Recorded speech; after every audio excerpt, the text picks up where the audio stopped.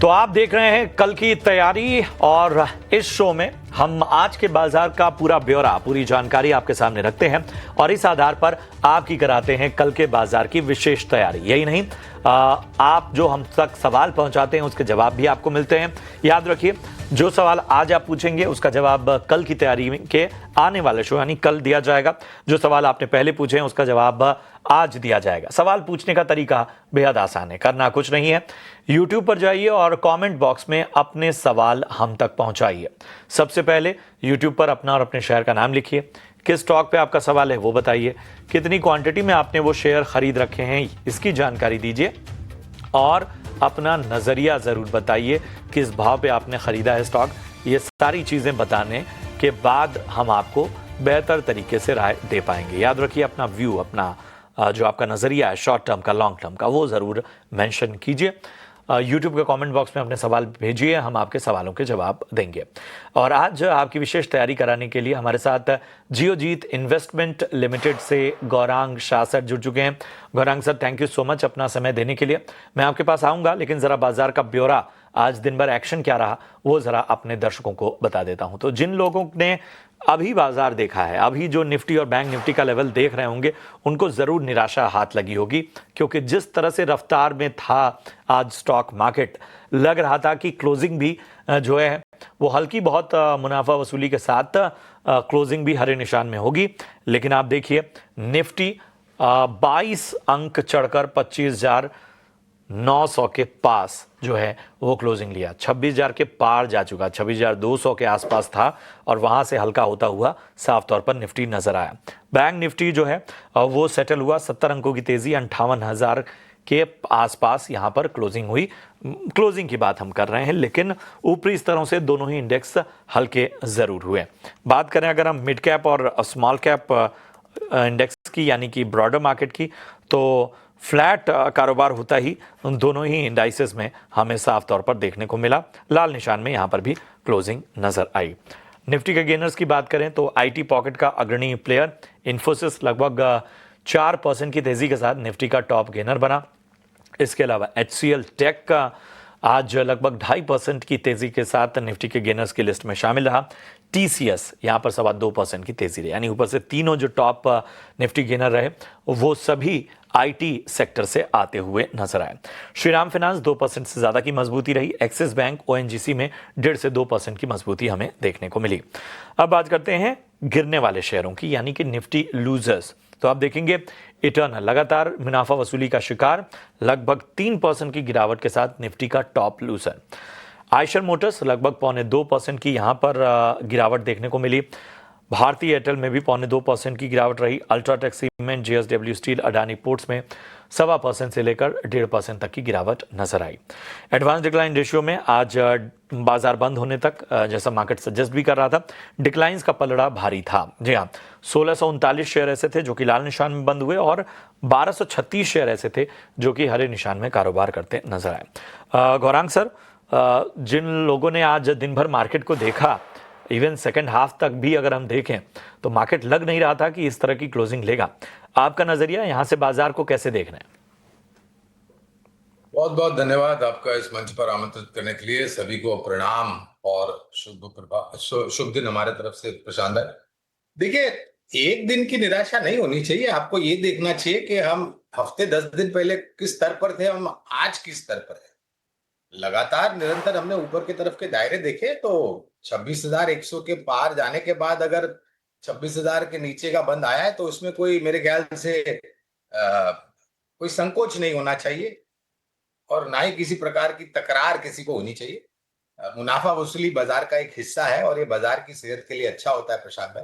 तो हमें तो बिल्कुल ही चिंता नहीं है। मेरे ख्याल से एक छोटा मोटा मुनाफा वसूली या करेक्शन जो कहना आप कह लीजिए वो आना था, आज आया है। कल शुक्रवार है प्रशांत भाई, हो सकता है कि दायरेबंद कारोबार फिर से देखने मिले। अगले हफ्ते हमें लग रहा है कि ज्यादातर जो योगदान दूसरी तिमाही के नतीजे देख रहे हैं बाजार को ऊपर लेके जाने के लिए, वो सिलसिला जो है वो अगले हफ्ते जारी रहेगा। और शायद हम आखिरकार जो एक सर्वोच्चम स्तर हमने बनाया था प्रशांत भाई, 26,277 के आसपास का निफ्टी स्पॉट का, वो आने वाले भविष्य में मेरे ख्याल से हम पार कर जाएंगे। और एक नया सर्वोच्चम स्तर आपको देखने मिलेगा। तो छोटा मोटा करेक्शन नीचे आता है तो उसमें कोई संकोच या कोई चिंता का कारण नहीं होना चाहिए। जो आईटी सेक्टर में बहुत ही शानदार तेजी नजर आई। जाहिर सी बात है, ग्लोबली बहुत सारी चीज़ें ईज आउट होती नजर आ रही हैं। थोड़ी नरमी के संकेत भी मिल रहे हैं ट्रम्प के रुख और टैरिफ के स्टांस में। आपको लगता है कि आईटी यहां से दिलचस्प होता जाएगा अगर लॉन्ग टर्म के रूप में देखें? जब ये नहीं हो रहा था तब भी हमने हमारे ही चैनल 18 स्वदेश पर राय दी थी प्रशांत भाई के आईटी क्षेत्र को नजरअंदाज मत कीजिए। हमने ये भी टिप्पणी करी थी आप ही के चैनल पर कि काफी लोगों ने एक मरणोपरांत लेख लिख दिया था आईटी क्षेत्र के ऊपर और आईटी कंपनियों के ऊपर।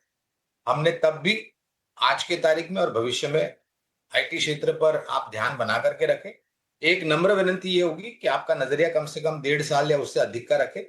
ये इसलिए हम बता रहे हैं क्योंकि जो परिस्थितियां हैं उसको सुधर सुधर रही हैं और आखिरकार अगर वास्तविकता में भारत और अमेरिका के बीच में शायद इस महीने के आखिर तक या फिर अगले महीने नवंबर में पहले दूसरे हफ्ते में हस्ताक्षर और मोहर लग जाती है तो मेरे ख्याल से जो अनिश्चितता का वातावरण था आईटी क्षेत्र पर वो छट जाएगा और एक स्पष्टीकरण जो हमने कल या परसों सुना है H1B वीजा और F1 वीजा को लेकर के, उसके कारण भी मेरे ख्याल से आज काफी कुछ योगदान आईटी क्षेत्र ने दिया है ऊपर के तरफ के पड़ाव के लिए। तो हाँ, आईटी क्षेत्र पसंद आता है, सिर्फ एक ही नम्र विनती है 1.5 साल से ज्यादा का नजरिया रखें। का नजरिया लेकर चलिए और आईटी में जो है वो बहुत ही अच्छे रुझान देखने को मिल सकते हैं। चलिए अब आपके फटाफट से सवालों को शामिल करते हैं। यूट्यूब पर अपने सवाल आप भेजते रहिए। पहले जिन दर्शकों ने सवाल भेजे हैं उनको बारी बारी से उन पे समाधान हम गौरांग सर से लेंगे। रेजिन है अहमदाबाद से, इन्होंने सवाल पूछा है और बीपीसीएल पर राय जानना चाहते हैं। गौरांग सर, 345 रुपए के स्तर पे इन्होंने खरीदारी की हुई है और फिलहाल जो है वो इन्हें हल्का नुकसान यहाँ पर होता हुआ लंबी अवधि के नजरिए के साथ यहाँ पर राय जानना चाहते हैं। देखिए, ऑयल मार्केटिंग कंपनी सरकारी कंपनी प्रशांत भाई, एक चीज जो अच्छी है ऑयल मार्केटिंग कंपनीज की कि सरकार सबसे बड़े ये शेयर धारक है ऑयल मार्केटिंग कंपनीज में और बाकी सरकारी कंपनियों में। हर साल एक अच्छा खासा डिविडेंड देते हैं ये, तो डिविडेंड पे आउट रेशियो अच्छा है। दूसरी तरफ कच्चे तेल के दाम निरंतर नीचे आए हैं, $80-90 के आसपास थे, मौजूदा करीबन 65 के आसपास, $65 प्रति बैरल के आसपास दाम चल रहे। अंतर्राष्ट्रीय स्तर पर काफी लोग ये अनुमान लगा रहे हैं कि 60 के नीचे और 50 के आसपास आकर के रुकेंगे क्योंकि कच्चे तेल का उत्पादन ऊपर जा रहा है ओपेक प्लस देशों के द्वारा और दूसरी तरफ खपत को लेकर के थोड़ी बहुत नीचे के तरफ के दायरे। ऐसी परिस्थिति में अगर आपका लंबी अवधि का निवेश है बीपीसीएल में तो हमारी टीम की तरफ से खरीदारी की राय है। एक डिस्क्लोजर दे देता हूं प्रशांत भाई छोटा सा कि जो भी निवेश लायक रणनीति आज इस कार्यक्रम में रखेंगे ये हमारे रिसर्च टीम की तरफ से राय है। इसमें हमारी कंपनी या अथवा मेरा कोई निजी निवेश नहीं है, ना ही किसी प्रकार का वित्तीय लाभ मिलता है, ना ही किसी प्रकार का कॉन्फ्लिक्ट ऑफ इंटरेस्ट। लेकिन इसी स्तर पर राय हमारे क्लाइंट्स को देते हैं, हो सकता है उनका निवेश हो तो अगर लंबी अवधि का निवेश है बीपीसीएल में बने रहे। तो ये है राय आपको मिलती हुई। बढ़ते हैं आगे और रवि कुमार का सवाल लेते हैं। और जैसे अभी गौरांग सर बात कर रहे थे आईटी सेक्टर्स पे लंबी अवधि के नज़रिए से यहाँ पर बेहतर रुझान आ सकते हैं, इन्फोसिस पे सवाल भी आ गया है। 1340 रुपए पे ख़रीदारी है, लंबी अवधि के खिलाड़ी ये भी हैं और देखिए कितना अच्छा रिवॉर्ड मिला है इनको। 1340 रुपए पे इतने इंटरेस्टिंग लेवल पे ख़रीदारी की, लगभग 3,77,000 का इनको यहाँ पर फ़ायदा भी होता हुआ। और आज तो खैर कमाल ही किया है इन्फोसिस ने, निफ्टी का टॉप गेनर भी रहा है। गौरांग सर बताइए, 1340 की खरीदारी, आप तो वैसे ही बुलिश हैं, इन्फोसिस पे विशेष रूप से क्या टिप्पणी करेंगे? देखिए, ये बायबैक की भी बात चल रही थी और आज कुछ खबर थी प्रशांत भाई के प्रमोटर्स ने बायबैक में हिस्सा लेने से मना कर दिया है। काफी लोग हमें पूछ रहे थे और मेरे ख्याल से ये चौथा या पांचवा बायबैक था इन्फोसिस की तरफ से, अपने इतिहास की मैं बात कर रहा हूँ। दो चीज बहुत ही सकारात्मक लग रही है इनके निवेश को लेकर के। एक है जो खरीद का स्तर है 1340 के आसपास का, अगर मैंने सही सुना है तो, और शेयर की संख्या इनके पास 2000 है। मैं रवि कुमार जी को एक नम्र विनती करूंगा कि अगर इनके पास समय सीमा की पाबंदी नहीं है तो अपना निवेश बना करके रखें क्योंकि आपका निवेश ऐसी कंपनी में है जो एक दिग्गज कंपनी है आईटी क्षेत्र की और उसके साथ साथ जिस स्तर पर आपने निवेश किया है वो काफी महफूज है। बिल्कुल, तो एक बढ़िया स्तर पे आपने खरीदारी की हुई है और इसलिए लंबी अवधि के हिसाब से आपको बने रहने की सलाह। सोनू हमारे अगले दर्शक हैं और कैनरा बैंक में ख़रीदारी इन्होंने की हुई है। 128 रुपए के भाव पे इनकी ख़रीदारी है। 1050 शेयर इन्होंने रखे हैं। फिलहाल नुकसान झेल रहे हैं। पूछ रहे हैं कि आगे कितना समय और देना चाहिए कैनरा बैंक में। वैसे तो पूरा बैंकिंग और फाइनेंशियल सेक्टर गौरांग सर काफ़ी अट्रैक्टिव रहा है और जाहिर सी बात है कि आज की रैली हो या पिछले दिनों भी जब बाजार वॉलेटाइल भी था तो भी बैंकिंग और बीएफएसआई सेगमेंट जो था वो काफ़ी बेहतर नज़र आ रहा था। कैनरा बैंक भी बड़ा ही रडार पे रहता है आप सभी के। हमें बताइए इनकी खरीदारी का जो स्तर है 128 का, उस हिसाब से कैनरा बैंक को आप कैसे रेट करेंगे? देखिए, एक बहुत बड़ा परिवर्तन प्रशांत भाई हमने सरकारी बैंक को के नतीजों में आते हुए देखा है। पहली बात। दूसरी बात, ये सुधार आने वाले समय में निरंतर जारी रहेगा, ऐसा हमारा अनुमान है। तीसरी बात, ग्रॉस और नेट एनपी नीचे आ रहे हैं, प्रोविजनिंग में कम, प्रोविजनिंग वापस बैलेंस शीट पे आ रही है और ब्याज दरें कम होने के कारण लोन बुक ग्रोथ काफी ऊपर जाने की संभावना लग रही है, क्योंकि ऋण की मांग आगे आने वाले भविष्य में बढ़ेगी, इसमें कोई दो राय नहीं है। तो अगर लंबी अवधि का निवेश है तो बने रहे। ठीक है, थोड़ा बहुत ऊपर के 128 के आसपास इन्होंने खरीद किया है, मौजूदा 126 के आसपास। अगर नजरिया साल, डेढ़, 2 साल का है तो मेरे ख्याल से इनको अच्छा खासा मुनाफा मिल सकता है। जैसे 2 साल का नजरिया रखिए, अच्छा मुनाफा यहां पर कैनरा बैंक में आपको मिल सकता है। योगेश मुंबई से इन्होंने सवाल पूछा है, वेदांता पर राय जानना चाहते हैं गौरांग सर, और इनकी बाइंग प्राइस जो है वो 488 है।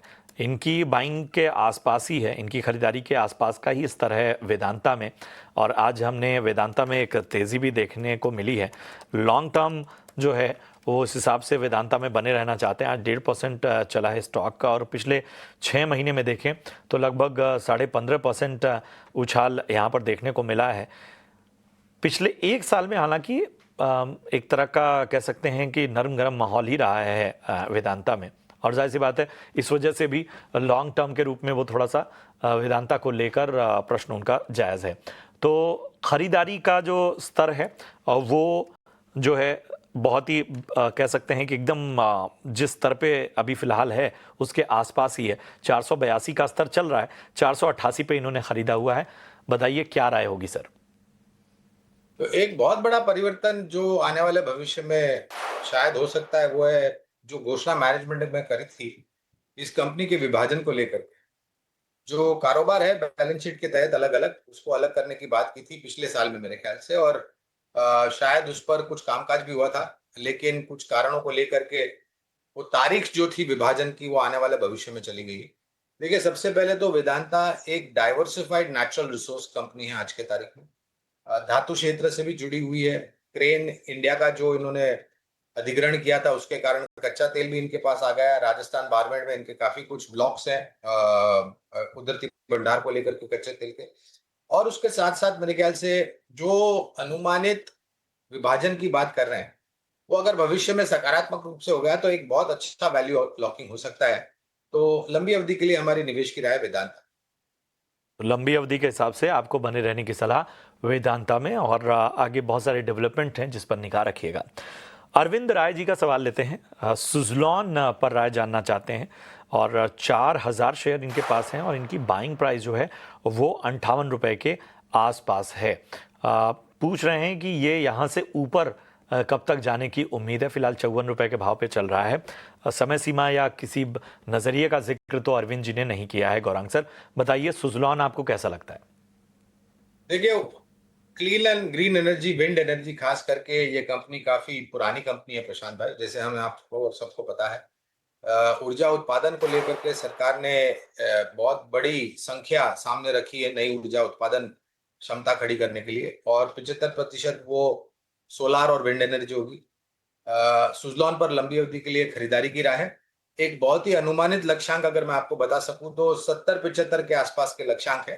तो निवेशित रहे सुजलॉन में अगर लंबी अवधि का नजर। की अवधि यानी लॉन्ग टर्म के हिसाब से निवेशित रहिए। 68-70 रुपए तक के लक्ष्य जो हैं वो लंबी अवधि में नजर आ सकते हैं। शिव का सवाल लेते हैं, कोलकाता से इन्होंने सवाल पूछा है। और क्या बात है, आज आईटी पॉकेट से काफ़ी सवाल आ रहे हैं। टीसीएस पर राय जानना चाहते हैं गौरांग सर, और इनकी जो बाइंग प्राइस है वो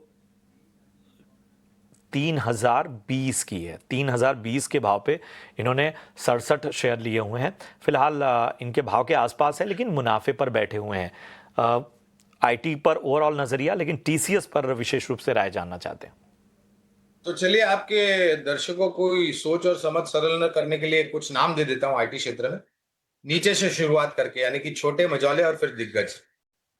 छोटे शेयरों में साइंस लिमिटेड और केपीआईटी टेक पर खरीदारी की राय है। मौजौली शेयर की सूची में कोफोर्ज, एलटीआई माइंडट्री और एलएनटी टेक्नोलॉजीज।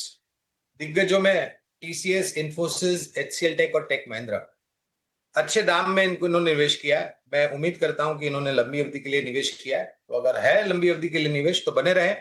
अगर कुछ कारणवश इसी स्तर के आसपास जहां पर उनका खरीद का स्तर है या फिर उससे थोड़ा बहुत नीचे आता है, कुछ मुनाफा वसूली आती है बाजार में, और अगर इनके पास निवेश लायक पूंजी है, तो ये अपनी संख्या भी बढ़ा सकते हैं, यानी कि निवेश बढ़ा सकते हैं TCS। चलिए, तो एक तरह से हमारे और भी दर्शक जो शो देख रहे होंगे और जो आईटी में खरीदारी का मौका देख रहे होंगे, उसमें आपको गौरांग सर ने एक तरह से बोनस दे दिया है। उन्होंने पूरे आईटी पॉकेट को इवेल्युएट करके कहाँ कहाँ आपको नज़र रखनी है, कहाँ खरीदारी के मौके बन रहे हैं, वो सब कुछ आपके सामने स्पष्ट रख दिया। सुमन जी का सवाल लेते हैं। टीवीएस मोटर्स पर राय जानना चाहती हैं, और इसके अलावा बजाज ऑटो भी इन्होंने ले रखा है। दोनों का जो लेवल है मैं बता दूं, टीवीएस मोटर्स इन्होंने 3200 के भाव पे खरीदारी की है, बजाज ऑटो 8500 के भाव पे खरीदारी की है, और दोनों में अच्छा फायदा इनको होता हुआ। बताएं Gaurang sir, TVS Motors, Bajaj auto, auto sector के दोनों ही खिलाड़ी, और बाइंग इनकी अच्छी है। टीवीएस मोटर्स 3200 और बजाज ऑटो 8500 के स्तर पे। मेरे ख्याल से सुमन जी का ये निवेश दूसरे लोगों के लिए उदाहरण होना चाहिए प्रशांत।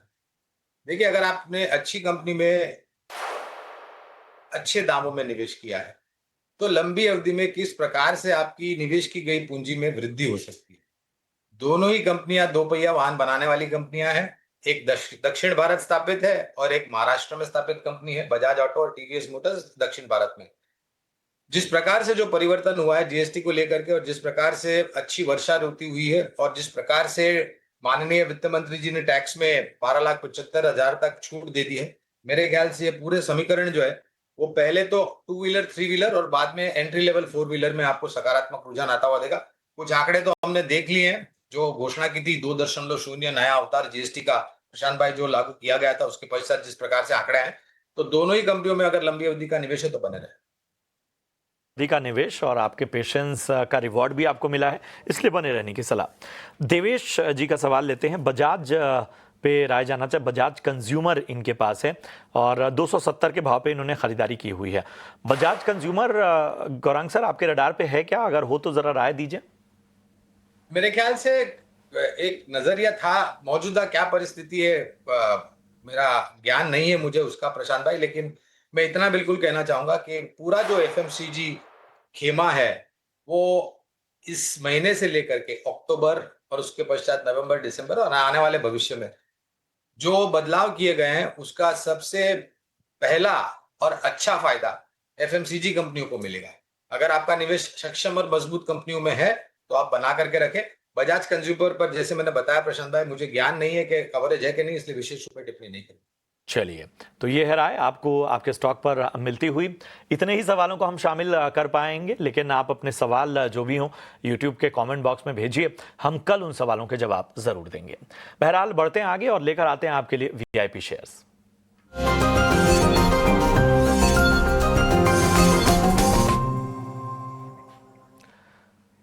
गौरांग सर बताइए, आज आपके पिटारे पे कौन से स्टॉक हैं? तो पिटारा या तरकश जो भी कह लीजिए आप, दो दो नाम हमने चुने हैं आज, और दोनों ही वित्तीय क्षेत्र से जुड़े हुए हैं। एक है वित्तीय क्षेत्र की बड़ी दिग्गज बैंक, जिसने आज मेरे ख्याल से एक नया सर्वोच्च स्तर बनाया है, एक्सिस बैंक। नतीजे हालांकि थोड़े बहुत मुनाफे के स्तर पर कमजोर थे, क्योंकि एक गुट कुछ नुकसान या फिर कुछ प्रोविजनिंग करनी पड़ी थी। लंबी अवधि के लिए एक्सिस बैंक पर खरीदारी की राय है। 1400 आसपास के बहुत ही अनुमानित लक्ष्यांक है। नतीजे अच्छे आए प्रशांत भाई, तो इस लक्ष्यांक पर परिवर्तन होगा। और दूसरा विकल्प है एक non banking finance company, Cholamandalam investments. ये भी एक ऐसी कंपनी है, दक्षिण भारत स्थापित बहुत ही सक्षम ग्रुप की कंपनी है ये। जिस प्रकार से इन्होंने अपना कारोबार फैलाया है और जिस प्रकार से नतीजे योगदान दे रहे हैं, अनुमानित लक्ष्यांक करीबन 1850 के आसपास का। यहाँ पर भी ये कहना अनिवार्य होगा कि अगर नतीजे अच्छा है तो लक्ष्यांक में परिवर्तन होगा, लेकिन ये दोनों ही विकल्प लंबी अवधि के लिए। तो एक्सिस बैंक और चोला मंडलम यहाँ पर आपको खरीदारी की सलाह लंबी अवधि के हिसाब से। शुक्रिया करेंगे गौरांग सर अपना कीमती समय देने के लिए और तमाम जो दर्शक हैं उनके सवालों के जवाब देने के लिए। बहरहाल कल की तैयारी में इतना ही, दीजिए इजाजत, लेकिन आप देखते रहिए ET नाउ स्वदेश। नमस्कार।